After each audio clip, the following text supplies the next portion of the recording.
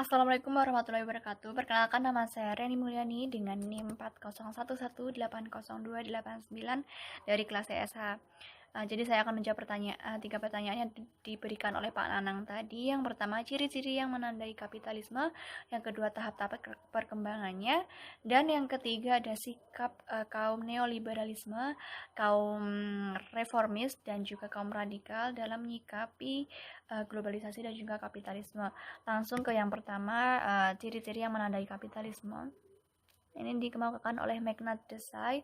Jadi yang pertama adalah produksi yang dilakukan itu tujuannya untuk dijual, bukan untuk dikonsumsi sendiri.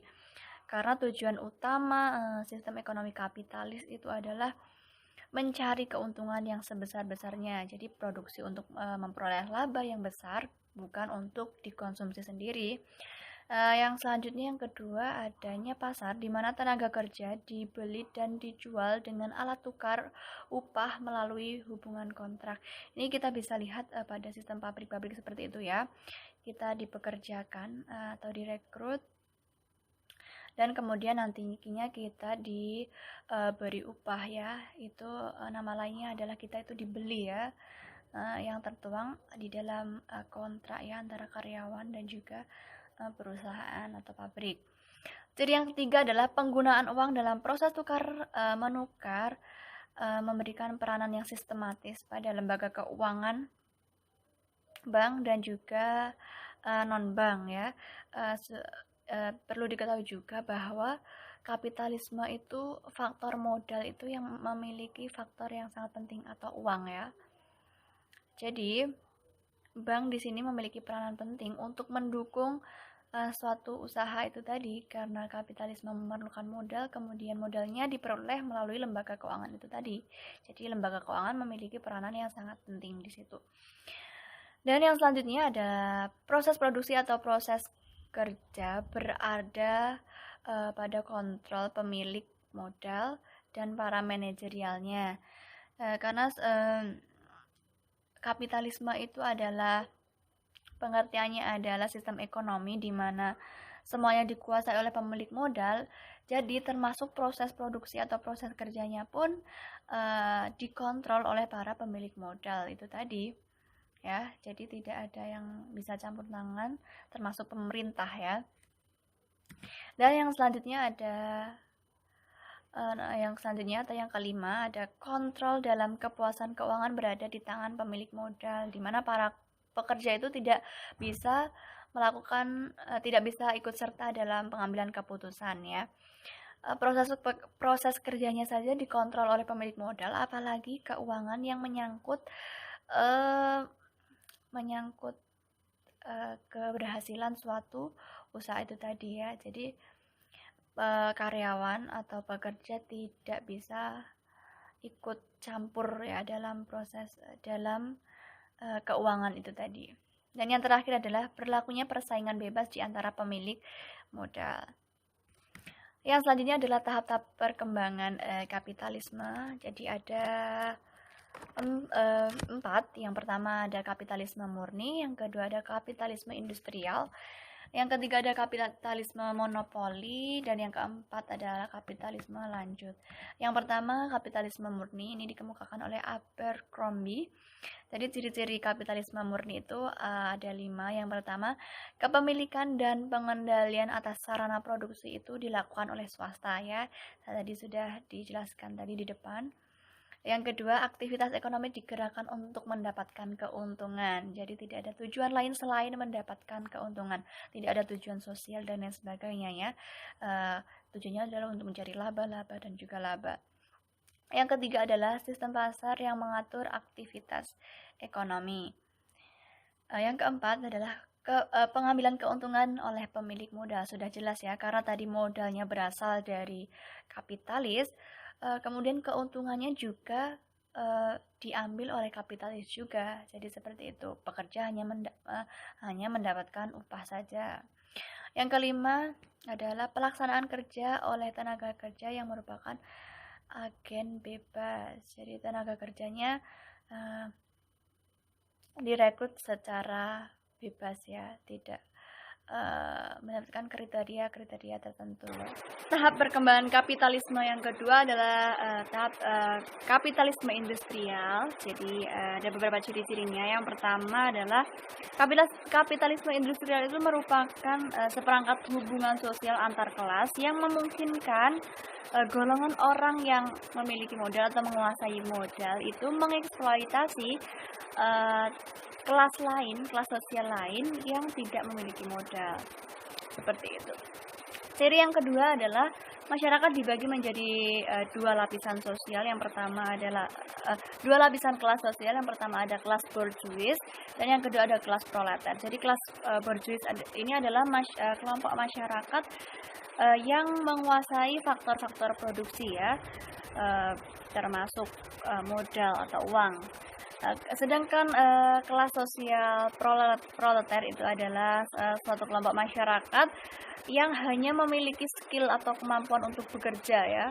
Ini biasanya pada kelompok proletar ini biasanya seperti buruh atau tenaga kerja atau karyawan seperti itu ya, yang hanya memiliki skill tapi tidak memiliki modal.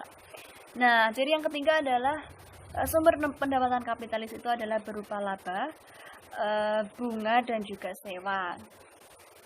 Sedangkan pendapatan kaum proletar itu adalah berupa upah ya, upah dari kita bekerja seperti itu. Ciri yang keempat adalah kegiatan ekonomi dikembangkan ke arah pembentukan laba, di mana pengaturan kegiatan ekonomi dilakukan oleh pasar. Yang kelima, negara tidak melakukan intervensi pasar. Jadi pemerintah itu tidak bisa mengintervensi pasar seperti itu.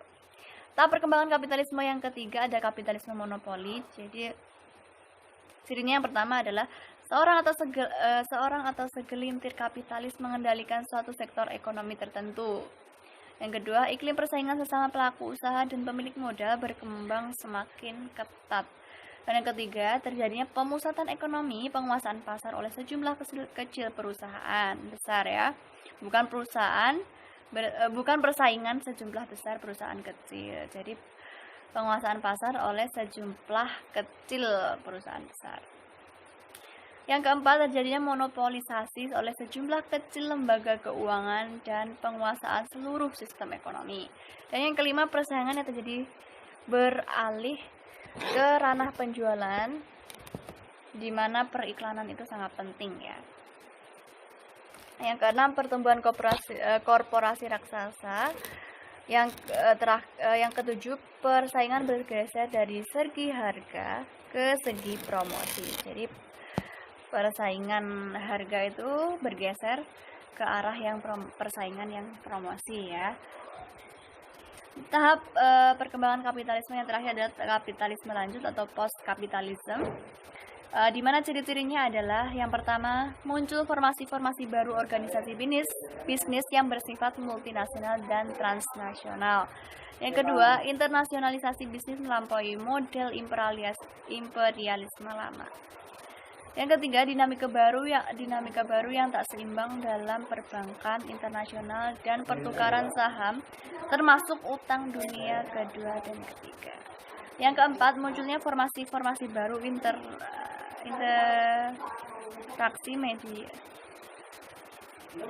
media atau seperti print, internet, televisi, dan film yang mengambil alih kehidupan kita. Seperti yang sekarang ini kita itu dikuasai oleh teknologi itu sendiri ya, terutama handphone ya.